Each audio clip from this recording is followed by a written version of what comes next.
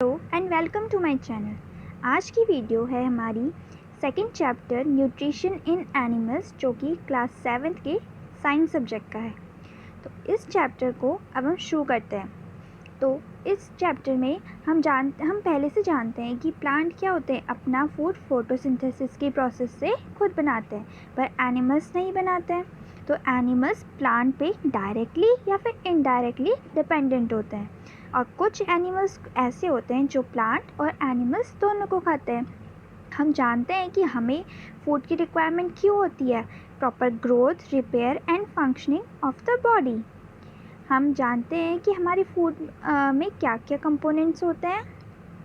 Carbohydrate, fat, vitamin, mineral, protein, ये कुछ ऐसे कंपोनेंट्स हैं जो हमें हमारे फूड में चाहिए होते हैं। पर जैसे कि कार्बोहाइड्रेट है, वो हमारी फूड का एक कॉम्प्लेक्स सब्सटेंस है, पर हम जो होते हैं ये कॉम्प्लेक्स सब्सटेंस को ऐसे ही यूटिलाइज नहीं कर पाती है हमारी बॉडी। तो ये क्या होता है, कॉम्प्लेक्स सब्सटेंस सिंपल सब्सटेंस में ब्रेक डाउन होते हैं। इसी प्रोसेस को हम क्या कहते हैं, डाइजेशन कहते हैं। जब कॉम्प्लेक्स कंपोनेंट्स सिंपल सब्सटेंस में ब्रेक डाउन होते हैं तो उन्हें क्या, उस प्रोसेस को क्या कहते हैं, डाइजेशन। अब इसमें हम पहला टॉपिक पढ़ेंगे, different ways of taking food, यानी कि हम किस किस तरह से डिफरेंट एनिमल्स, डिफरेंट ऑर्गेनिज्म किस किस तरह से फूड का इनटेक करते हैं। जैसे कि हम जानते हैं जो मधुमक्खियाँ होती हैं, छोटी छोटी बर्ड होती हैं, वो अपना फूड कहाँ से लेती हैं, प्लांट के फ्लावर को, नेक्टर को सक करके। जैसे छोटे इन्फेंट बेबीज़ होते हैं, ह्यूमंस के हों या पपी हो, किटन हो, वो किस पे फीड करते हैं, मदर्स मिल्क पे। अब अगर हम रेप्टाइल्स की बात करें, जैसे स्नेक है, पाइथन है, ये क्या करते हैं, छोटे एनिमल्स को स्वेलो करते हैं। और कुछ एक्वेटिक एनिमल होते हैं, वो उनका फूड क्या होता है, कुछ आसपास के फूड पार्टिकल्स जो आसपास फ्लोट कर रहे होते हैं, वो उनको फीड करते हैं। ठीक है, अब हम पढ़ेंगे डाइजेशन इन ह्यूमन। आखिर ह्यूमन में डाइजेशन कैसे होता है। हम जानते हैं कि हम अपना फूड माउथ से लेते हैं, फिर वो हमारी बॉडी में डाइजेस्ट होता है और वो यूटिलाइज होता है, और जो अनयूज पार्ट होता है वो एक्सक्रीट आउट हो जाता है, डिफिकेटेड हो जाता है। पर क्या आपने कभी सोचा है कि हमारी बॉडी के अंदर फूड को क्या होता है। तो फूड जो है हमारा एक कॉन्टिन्यूस कैनाल के थ्रू हमारा बकल कैविटी से एनस तक पहुंचता है। तो इस कैनाल में डिफरेंट कंपार्टमेंट होते हैं। तो मैं आपको ये डायग्राम आप देख रहे हो, ह्यूमन डाइजेस्टिव सिस्टम, इसमें हमारे डिफरेंट कंपार्टमेंट्स शो है। तो देखो, सबसे पहले क्या है, बकल कैविटी। बकल कैविटी में क्या प्रेजेंट होते हैं, हमारे टीथ, उसके बाद टीथ, टंग, ये सब किस में आता है, हमारे बकल कैविटी में, यानी कि जो हमारा माउथ का पार्ट है। उसके बाद आता है हमारा सलाइवरी ग्लैंड, जहाँ से हमारे माउथ में सलाइवा रिलीज़ होता है, लार। उसके बाद है हमारी ईसोफेगस यानी फूड पाइप, जहाँ से हमारा खाना पास होके कहाँ पहुँचता है, हमारे स्टमक में पहुँचता है। मैं आपको इसको उससे दिखाती हूँ। यानी कि सबसे पहले हमारा फूड गया बकल कैविटी से, जहाँ पे सलाइवरी ग्लैंड से सलाइवा रिलीज़ हुआ। उसके बाद फूड पाइप से होते हुए कहाँ पहुँचा, वो पहुँचा हमारे स्टमक में। अब स्टमक का एक एंड किससे जुड़ा हुआ है, हमारे स्मॉल इंटेस्टाइन। ये क्या है, हमारी स्मॉल इंटेस्टाइन। ये है हमारी लार्ज इंटेस्टाइन। पर हमारे स्टमक के यहाँ पे आप देख रहे हो लीवर है, गॉल ब्लैडर है। तो ये क्या करते हैं, ये लीवर क्या, हमारे एक ग्लैंड है, जैसे सलाइवरी ग्लैंड है वैसे ही लीवर भी एक ग्लैंड है। ये भी जो होते हैं ये जूसेस रिलीज़ करते हैं। पर हमारे डाइजेस्टिव, और लास्ट में क्या होता है, लार्ज इंटेस्टाइन के बाद क्या है, यहाँ पे रेक्टम, देन एनस। ये हमारा पूरा क्या है, ह्यूमन डाइजेस्टिव सिस्टम। ये कहाँ से शुरू होता है, बकल कैविटी से शुरू होता है और एनस पे एंड होता है। तो जब ये buccal, stomach, small intestine, large intestine, rectum, anus, ये सब मिलके क्या बोलते हैं, इन पार्ट्स को हम एक साथ क्या बोलते हैं, एलिमेंट्री कैनाल बोलते हैं या फिर डाइजेस्टिव ट्रैक्ट बोलते हैं। हमारे जो स्टमक है और स्मॉल इंटेस्टाइन है, ये क्या करते हैं, ये डाइजेस्टिव जूसेस रिलीज़ करते हैं जो कि हमारे फूड को हेल्प करती है डाइजेस्ट होने में। और साथ में हमारे कुछ ग्लैंड्स हैं, जैसे मैंने आपको बताया सलाइवरी ग्लैंड्स, लिवर, पैनक्रियाज, ये भी डाइजेस्टिव जूस रिलीज़ करते हैं जो कि क्या हेल्प करते हैं, कॉम्प्लेक्स सब्सटेंस को सिंपल में चेंज होने में हेल्प करते हैं। तो जब the digestive tract and the associate glands together constitute the digestive system, यानी कि जब ये सब कुछ मिल रहा है, buccal cavity, salivary gland, oesophagus, liver, gall bladder, stomach, pancreas, small intestine, large intestine, rectum, यानी कि सारे ग्लैंड्स और सारे ऑर्गन्स मिलके क्या बना रहे हैं, डाइजेस्टिव सिस्टम बना रहे हैं। तो अब हम डिटेल में पढ़ेंगे कि इनके अंदर हर एक पार्ट में क्या होता है। तो सबसे पहले हमने देखा कि पहले पार्ट क्या है, बकल कैविटी। बकल कैविटी यानी कि माउथ पार्ट है, उसमें क्या होता है, हम अपनी फूड को अपने माउथ से इनटेक करते हैं। तो इस प्रोसेस को, the process of taking food into the body is called ingestion. Okay, हम जानते हैं हमारे माउथ में क्या क्या प्रेजेंट है, टीथ, टंग, है ना।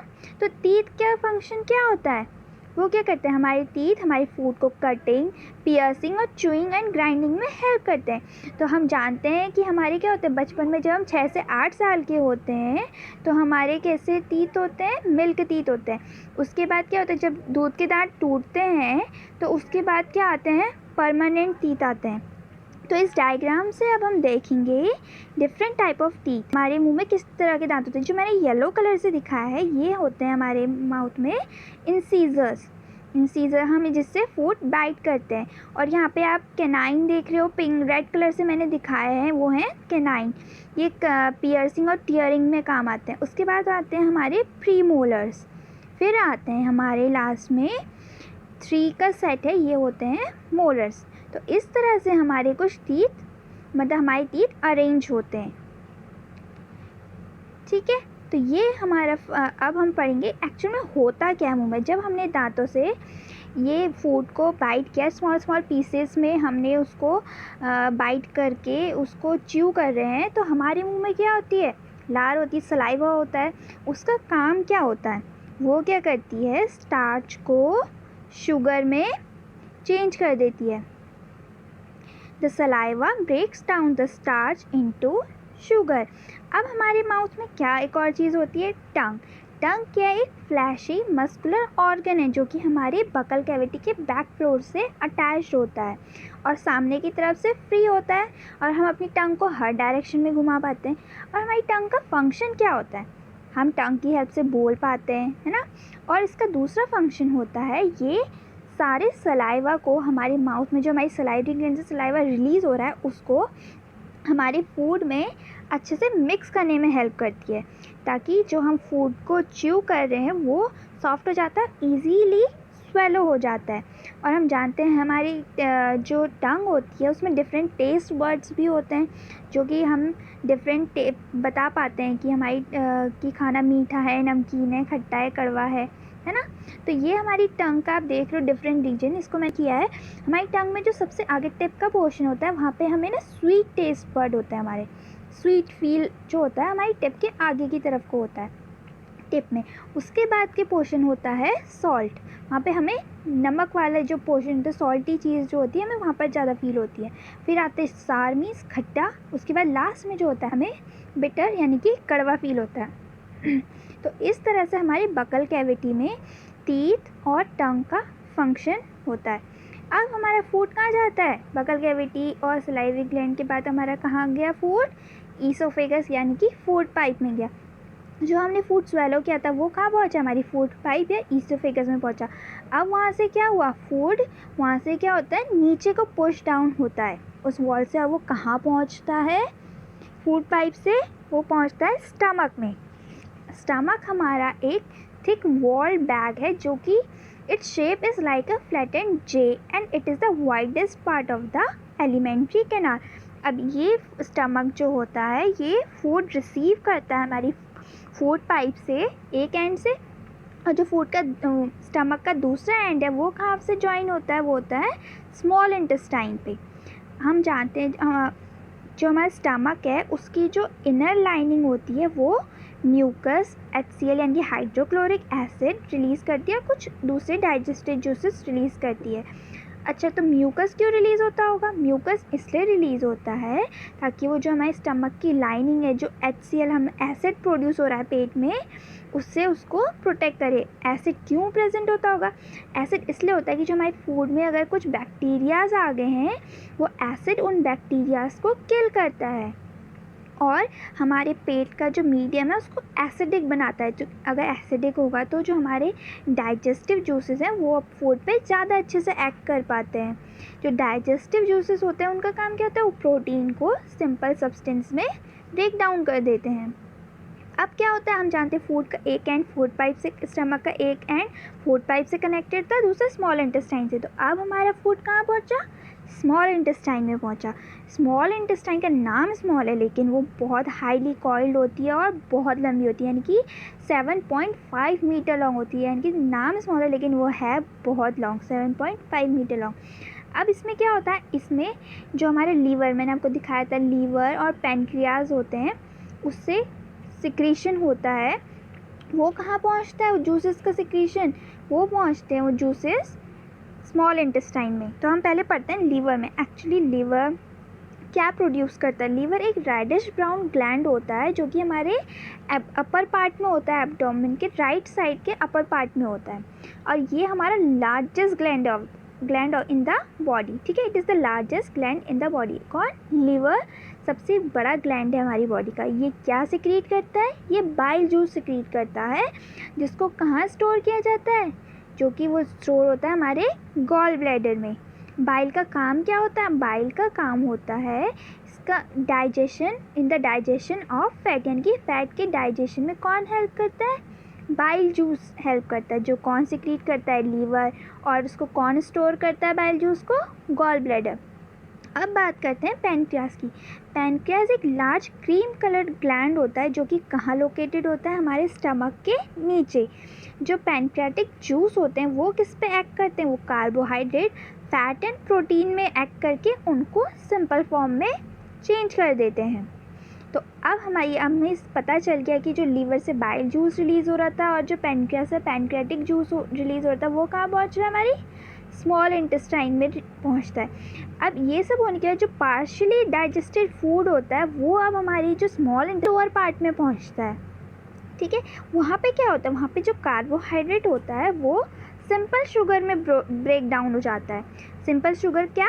ग्लूकोज में चेंज हो जाता है। जो फैट होता है वो फैटी एसिड में चेंज हो जाता है और ग्लिसरॉल में चेंज हो जाता है। जो प्रोटीन होते हैं वो अमीनो एसिड में चेंज हो जाते हैं। तो हमने क्या देखा? कार्बोहाइड्रेट किस में चेंज होते हैं? ग्लूकोज में। फैट किस में? फैटी एसिड में और ग्लिसरॉल में। और प्रोटीन अमीनो एसिड में। अब हम ये देखते हैं कि स्मॉल इंटेस्टाइन में एब्जॉर्प्शन कैसे होता है और एब्जॉर्प्शन होता क्या है, पहले ये देखते हैं। जो डाइजेस्टेड फूड होते हैं वो अब क्या होता है? वो हमारे इंटेस्टाइन की जो वॉल है उसके ब्लड वेसल्स में पहुंचते हैं। तो इस प्रोसेस को हम क्या कहते हैं? एब्जॉर्प्शन कहते हैं। जो हमारी इंटेस्टाइन है उसके इनर वॉल में बहुत सारे थाउजेंड्स नंबर के फिंगर लाइक आउटग्रोथ होती है जिनको हम क्या कहते हैं? विलाई कहते हैं। विलाई का फंक्शन क्या होता है? विलाई का फंक्शन होता है कि वो जो एब्जॉर्प्शन है फूड का उसके लिए क्या करता है? सरफेस एरिया बढ़ा देता है। अगर सरफेस एरिया बढ़ जाएगा तो उतने अच्छे से उतना ज़्यादा जल्दी एब्जॉर्प्शन हो पाएगा, है ना। तो जो सरफेस ऑफ द विलाई, जो विलाई का सरफेस है वो क्या करता है? वो एब्जॉर्ब कर लेता है डाइजेस्टेड फूड मटेरियल को। अब जो एब्जॉर्ब सब्सटेंस हैं जो विलाई के ब्लड वेसल्स ने एब्जॉर्ब किए हैं वो क्या करेगा? ब्लड वेसल्स के थ्रू एब्जॉर्ब सब्सटेंस हमारे जो बाकी डिफरेंट ऑर्गन्स हैं उसमें पहुंचाएगा। ठीक है, तो जो जहाँ पर हमारे कॉम्प्लेक्स सब्सटेंस जैसे कि प्रोटीन जो हमारी बॉडी को ज़रूरत है उसको बिल्ड करेगा। तो इस प्रोसेस को हम क्या कहेंगे? एसिमिलेशन कहेंगे। अब क्या होगा? हमारे सेल्स के अंदर क्या होता है? जो ग्लूकोज होता है कि ऑक्सीजन और की हेल्प से क्या होता है? कार्बन डाइऑक्साइड और वाटर में चेंज हो जाता है, ब्रेक डाउन हो जाता है और एनर्जी रिलीज़ हो जाती है। ठीक है, अब जो फूड होता है हमारा, अब जो अनडाइजेस्टेड और अनएब्जॉर्ब फूड बचा है स्मॉल इंटेस्टाइन में तो मोस्टली सब कुछ एब्जॉर्ब हो ही जाता है, बट अगर कुछ अनडाइजेस्टेड फूड रह गया है, कुछ अनएब्जॉर्ब फूड रह गया, वो अब कहाँ जाता है स्मॉल इंटेस्टाइन से हमारी लार्ज इंटेस्टाइन में जाता है। लार्ज इंटेस्टाइन नाम लार्ज है लेकिन but comparatively to large small intestine it has smaller size, यानी कि 1.5 मीटर की होती है। स्मॉल इंटेस्टाइन 7.5 मीटर की थी, लार्ज इंटेस्टाइन कितनी है 1.5 metre in length. Large intestine is wider and shorter than small intestine. इसका फंक्शन क्या होता है लार्ज इंटेस्टाइन का?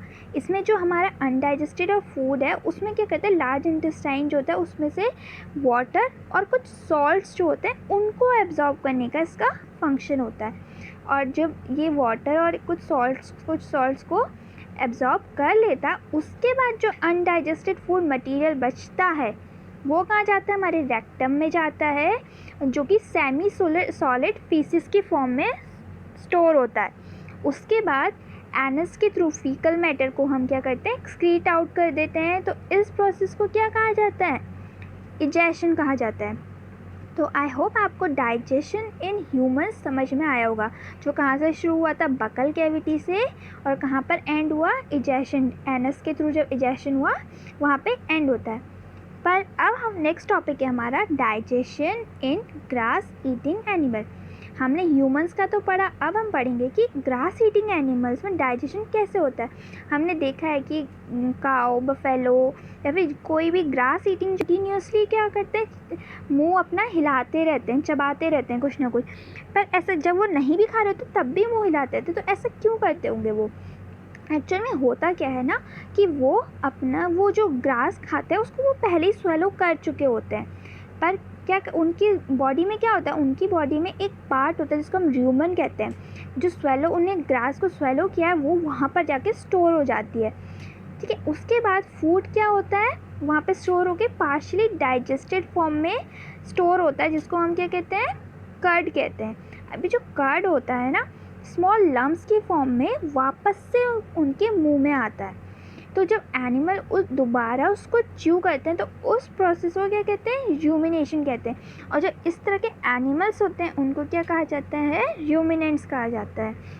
जो एक्चुअल में ग्रास होती है वो सेल्यूलोज रिच होती है, यानी कि उसमें बहुत ज़्यादा सेल्यूलोज होता है, वो भी एक तरह का कार्बोहाइड्रेट ही है।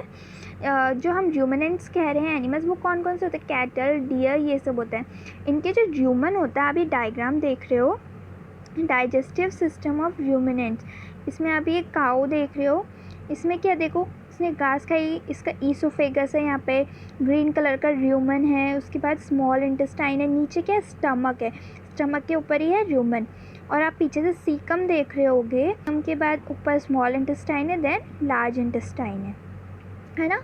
तो क्या हुआ, पहले उसने फूड स्वेलो किया, र्यूमन में स्टोर हुआ, र्यूमन से वहाँ पे पार्शियली डाइजेस्टेड फॉर्म में हुआ जिसको कर्ड कहा, और फिर वो वापस स्मॉल लम्प्स की फॉर्म में दोबारा उसके मुंह में आया, तो वो दोबारा उसको च्यू करती है, तो इस प्रोसेस को ही हम र्यूमिनेशन कहते हैं। तो हमने, और उनको र्यूमिनेंट्स कहते हैं जो ऐसे एनिमल्स होते हैं। अब जैसे कि र्यूमिनेंट्स से कैटल, डियर हैं, इनके र्यूमन में ना एक बैक्टीरिया प्रेजेंट होता है जो कि सेल्यूलोज को ही डाइजेस्ट करने में हेल्प करते हैं। हम ह्यूमंस और हम जो है वो हम इजीली सेल्यूलोज को डाइजेस्ट नहीं कर पाते हैं, और हमारे पास ह्यूमन भी नहीं है, इसमें कोई बैक्टीरिया भी, ह्यूमन नहीं है तो बैक्टीरिया भी नहीं है। इनकी बॉडी में क्या होता है, बैक्टीरिया प्रेजेंट होता है ह्यूमन में, जो कि स्पेशलाइज होता है सेल्यूलोज को ही डाइजेस्ट करने में, हेल्प करने में। ठीक है, तो अब कुछ एनिमल्स जैसे हॉर्स, रैबिट है, उनके में एक लार्ज सैक लाइक स्ट्रक्चर होता है जिसको हम सीकम कहते हैं। वो कहाँ पे होता है, ईसोफेगस और स्मॉल इंटेस्टाइन के बीच में। अब यहाँ नीचे देख रहे हो ना, क्या ईसोफेगस ये रही, और स्मॉल इंटेस्टाइन के बीच में है ये हमारा सीकम, है ना, ये प्रेजेंट होता है। जो cellulose of the food is digested here by the action of certain bacteria which are not present in humans, यानी कि जो सेल्यूलोज होता है फूड का, वो यहाँ के बैक्टीरिया जो प्रेजेंट होते हैं उनके एक्शन से ही ईजीली डाइजेस्ट हो पाता है, जो कि हमारे हम ह्यूमंस में प्रेजेंट नहीं होते हैं। ठीक है, अब हमने एनिमल्स के डाइजेस्टिव सिस्टम के बारे में भी पढ़ लिया। पर क्या आपने सोचा है जो स्मॉल ऑर्गेनिज्म होते हैं जिनको हम नेकेड आई से भी नहीं देख पाते हैं, तो उनके पास तो माउथ भी नहीं होता है, डाइजेस्टिव सिस्टम भी नहीं होता है, तो वो कैसे अपना फूड एक्वायर करते हैं, उसको कैसे डाइजेस्ट करते हैं। तो अब हम पढ़ेंगे feeding and digestion in amoeba. Amoeba क्या है? एक माइक्रोस्कोपिक सिंगल सेल ऑर्गेनिज्म जो कि हम अक्सर तालाब या नदी उनके किनारे देखते हैं।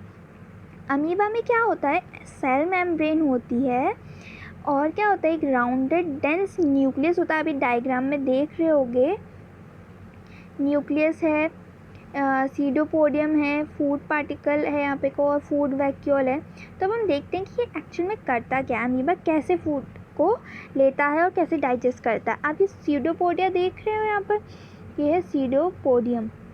इसका फंक्शन होता है, ये अमीबा को मूव कराने में हेल्प करता है। इसमें फिंगर लाइक प्रोजेक्शन होते हैं जो कि अमीबा जिनकी हेल्प से, जिनको फॉल्स फीट भी कहते हैं, इसी की हेल्प से फूड को कैप्चर करता है मूवमेंट करके। ये क्या करता है, धीरे धीरे मूव करता है और ये जो फूड पार्टिकल है इसको धीरे धीरे ये कैप्चर करके यहाँ पे को पूरा कवर कर देता है। हम अमीबा जो होता है वो किस में फीड करता है, वो माइक्रोस्कोपिक ऑर्गेनिज्म को उसमें फीड करता है। जैसे ही वो फूड को सेंस करता है, वो अपने सीडोपोडिया को पुश करने लगता है बाहर को, और वो फूड पार्टिकल को इनगल्स कर लेता है, ठीक है। और जो फूड पार्टिकल होता है वो फूड वैक्यूल में ट्रैप हो जाता है। उसके बाद फूड वैक्यूल से क्या होता है कि कुछ डाइजेस्टिव जूसेस निकलते हैं, वो क्या करते हैं, फूड पे एक्ट करते हैं और उसको सिंपल सब्सटेंस में ब्रेक डाउन कर देते हैं, और धीरे धीरे क्या होता है, डाइजेस्टिव फूड एब्जॉर्ब हो जाता है, और ये एब्जॉर्ब जो सब्सटेंस है वो उसको यूज़ करता है अपनी ग्रोथ, मेंटेनेंस एंड मल्टीप्लिकेशन के लिए। और जो अनडाइजेस्टेड रेसिड्यू बचता है फूड का, वो अपने वैक्यूल के थ्रू बाहर को एक्सपेल आउट कर देता है। तो ये जो बेसिक प्रोसेस है digestion of food and release of energy is the same in all animal, यानी कि मतलब एक बेसिक प्रोसेस है डाइजेशन की और एनर्जी रिलीज़ करने की, उनकी सब एनिमल्स में सेम होती है। तो इस चैप्टर में हमने डाइजेशन इन ह्यूमन देखा, डाइजेशन इन एनिमल्स देखा, और डाइजेशन इन माइक्रोस्कोपिक ऑर्गेनिज्म लाइक अमीबा ये देखा। अगर आपको मेरी वीडियो अच्छी लगी हो तो please like, share and subscribe. Thank you, bye bye.